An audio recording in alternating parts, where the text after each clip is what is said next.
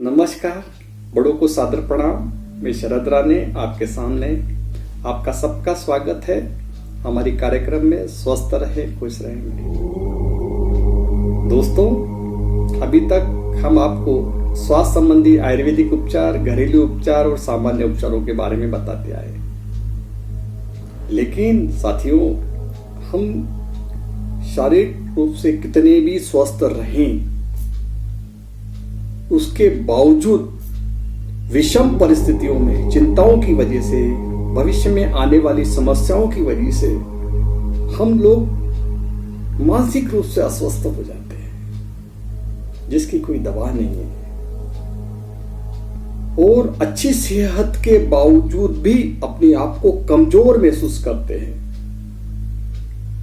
दोस्तों, हम कितनी भी आधुनिक हो जाए, लेकिन कहीं ना कहीं हमको मानना पड़ता है जिस तरीके से रोगों के लिए औषधियां का उतना ही महत्व है, उतना जीवन काल में ग्रहों का महत्व है। ग्रहों का भी दोस्तों उतना ही महत्व है। देखिए, हमारी आयुर्वेदिक जो जड़ी बूटियां होती हैं ना, वो भी भौगोलिक परिस्थिति के हिसाब से ही उसका लाभ मिलता है। जितनी भी जड़ी बूटियां होती है भौगोलिक परिस्थिति के हिसाब से उत्पन्न की जाती हैं, होती है, ये सब नैसर्गिक है और उनका महत्व भी उतना ही है। वैसा ही जीवन काल में ग्रहों का भी उतना ही महत्व है। तो इसलिए आज हम आप लोगों के सामने ग्रहों के बारे में, आपके भविष्य, आपके जो राशियां होती है उसका आपके जीवन काल में क्या महत्व है, भौगोलिक परिस्थितियों का आपके जीवन काल में क्या महत्व है ना। स्वास्थ्य संबंधी भौगोलिक परिस्थितियां स्वास्थ्य संबंधी आपके जीवन काल में कितना महत्व रखती है, इन सब चीजों को लेके आए। आज हम आपके सामने एक इस देश के जाने माने ज्योतिषाचार्य, प्रचंड विद्वान पंडित विजय भूषण वेदार्थी जी, जो ग्वालियर में रहते हैं, तो उनसे रूबरू करवा रहे हैं। आपने काफी सेवाएं दूरदर्शन के लिए भी दी है, आपके कार्यक्रम दूरदर्शन पे भी आए हैं। जो दैनिक समाचार होते हैं, इसमें आपने मासिक, वार्षिक, साप्ताहिक और दैनिक भविष्य भी आप देते हैं।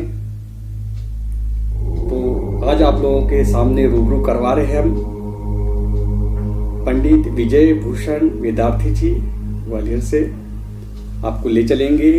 ये आपको भौगोलिक परिस्थिति में ग्रहों का क्या महत्व है, हमारे जीवन काल में हमारे राशियों का क्या महत्व है, मानसिक शांति हेतु क्या हम उपाय कर सकते हैं घर में, और इन सब चीजों के बारे में वो अवगत करवाएंगे, आपको मार्गदर्शन देंगे। तो मैं यही विराम देता हूं और आपको ले चलता हूं ग्वालियर। नमस्कार, चलिए। प्रिय दर्शकों, नमस्कार। ग्वालियर से मैं स्टूडेंट वेदार्थी, पूरा नाम हमारा पंडित विजय भूषण है।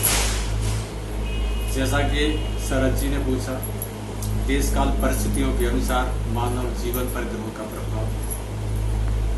मानसिक रूप से जो व्यक्ति परेशान है, क्यों परेशान होती है, उसकी परेशानी के क्या कारण है, कैसे उनकी परेशानियों दूर हो सके, उसके लिए कुछ उपाय हों। दर्शकों, हमारे ज्योतिष में सूर्य आत्मा कारक ग्रह है, चंद्रमा मन का कारक ग्रह है, पृथ्वी से सबसे नजदीक का ग्रह है, सबसे पास का ग्रह चंद्र है, और हमारे शरीर में, देह में 75% पानी रहता है।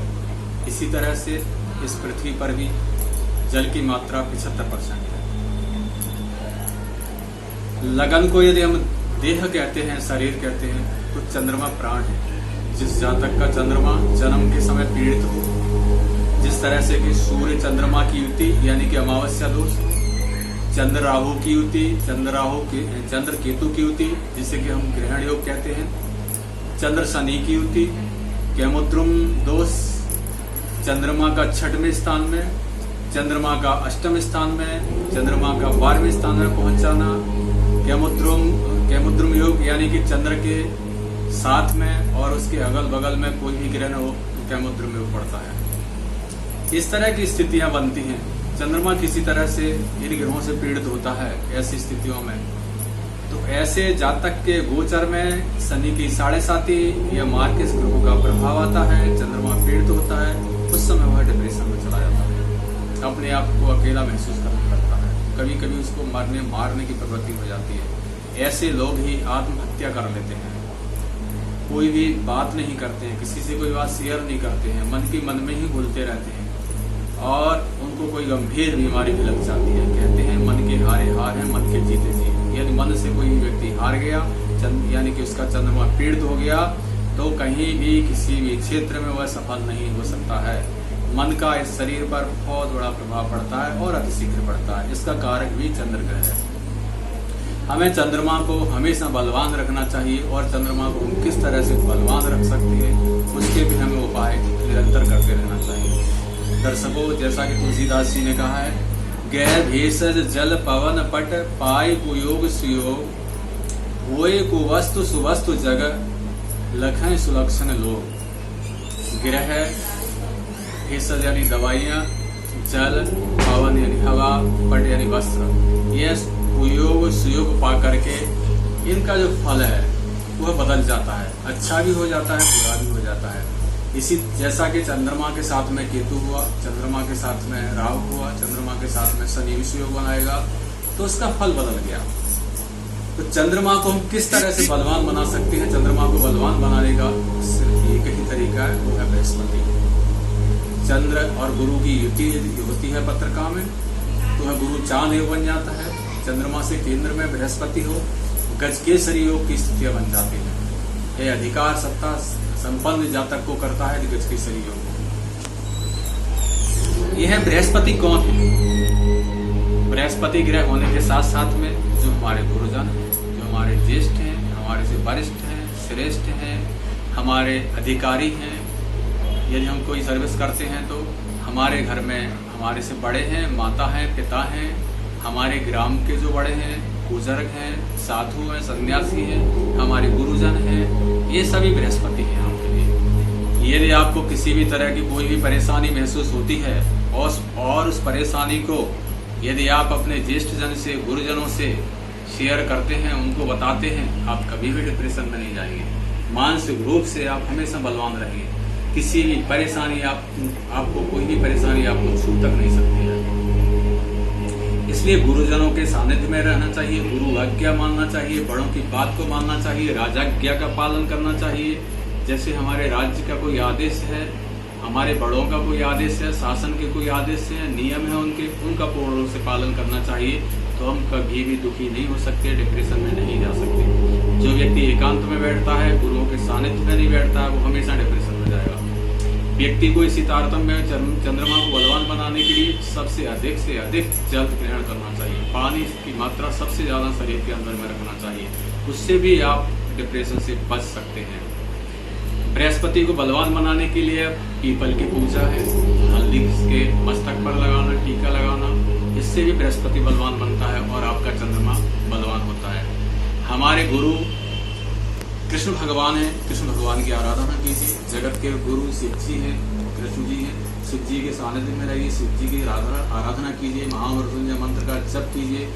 श्री कृष्ण वासुदेवाय हरे परमात्मने प्रणतकलेशनाशाय गोविंदाय नमो नमः, इस मंत्र का भी आप जाप करें तो कैसा भी संकट हो उससे आपको मुक्ति मिलेगी। कभी भी आप देखना, यदि आप डिप्रेशन में चिंताग्रस्त हैं, रात्रि में आपको नींद नहीं आ रही है, कोई भयंकर परेशानी आने वाली है या परेशानी का आभास हो रहा है, शत्रु आप पर चढ़े हुए हैं, तो आपको दिन में या रात्रि में जब भी आप अशांत चित्त हो, या तो महामृत्युंजय मंत्र का जप करें, त्र्यंबकम जजामहे सुगंधिम पुष्टिवर्धनम उर्वारुक्मिव वंदनाय मृत्योर्मुक्षीमां प्रताप, यदि संपूर्ण इस मंत्र को जप करते हैं ओम हम जूम सह ओम भूर्भुवः सह ओम त्र्यंबकं यजामहे सुगंधिं पुष्टिवर्धनम उर्वारुकमिव वंदनान् मृत्योर्मुक्षीमामृतात् ओम स्वयं ओम सहजं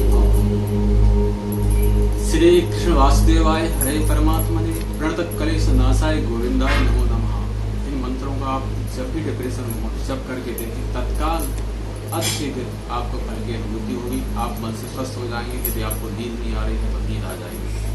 अच्छा साहित्य भी आपका गुरु है। यदि आप सद साहित्य पढ़ते हैं, आध्यात्मिक विषय में रुचि रखते हैं, तो आप अच्छे साहित्य को पढ़िए, अध्ययन करिए। श्री रामचरितमानस है, श्रीमद् भागवत है, गीता है, गीता का पाठ कीजिए। आप कभी भी डिप्रेशन में नहीं हैं। डिप्रेशन से दूर होने के लिए आपको गुरुजनों का सानिध्य रखना ही पड़ेगा। और यह गुरु आपके विभिन्न प्रकार में दैनिक जीवन में आपको देखने को मिलते हैं। जैसे हमारे सबसे पहले गुरु तो माता है, माता भी हमारे गुरु है, पिता भी हमारे गुरु है, आपके यदि ज्येष्ठ भ्राता है वो भी आपके गुरु है। आपके मोहल्ले पड़ोस में, आपके शहर में जो भी ज्येष्ठ जन है, वरिष्ठ जन है, ज्ञानी पुरुष है, वो सब आपके गुरुजन है। उनके साथ अपनी समस्या को बांटिए, वो आपको निश्चित से मुक्ति दिलाएंगे, मार्गदर्शन देंगे। तो आप कभी भी डिप्रेशन में नहीं जाएंगे। दर्शकों, वर्तमान समय में कोरोना नामक जो भयंकर महामारी चल रही है, उसके लिए आप यदि सामूहिक रूप से या अकेले ही देवी आराधना करते हैं, जैसे कि जयंती, मंगला काली, भद्रकाली, कपालिनी, दुर्गा, क्षमा, सेवा, धात्री, स्वाहा, सुधा, नमोस्तुते, इस मंत्र का आप अधिक से अधिक जप करें तो आपको लाभ के साथ साथ संसार को लाभ मिलेगा। महामारी का विनाश होगा, महामारी से मुक्ति हमें प्राप्त हो जाएगी। इसका वायरस का जो कारक होता है वो रहता है। वर्तमान समय में राहु केतु के घेरे में सारे ग्रह चल रहे हैं। राहु मिथुन उच्च राशि में इस समय चल रहे हैं, केतु अपनी उच्च राशि में ध्रुव में चल रहे हैं। सभी ग्रहों को अपने घेरे में लिए हुए हैं और काल सर्प दोष की निष्पत्ति हो रही है। राहु जब तक यानी सितंबर माह के लास्ट सप्ताह तक मिथुन राशि में रहेंगे, तब तक वायरस से मुक्ति मिलना असंभव है। और जब जीव सुखी जब होगा, जब बृहस्पति पूर्ण रूप से बलवान होंगे, और यह बृहस्पति हमारे बलवान होंगे अप्रैल माह के प्रथम सप्ताह 2021 में, जिस समय वह कुंभ राशि में प्रवेश करेंगे अपनी मकर राशि बीच से, उस समय जीव सुखी होगा और पूर्ण रूप से हम इस महामारी बीमारी से मुक्त हो सकेंगे।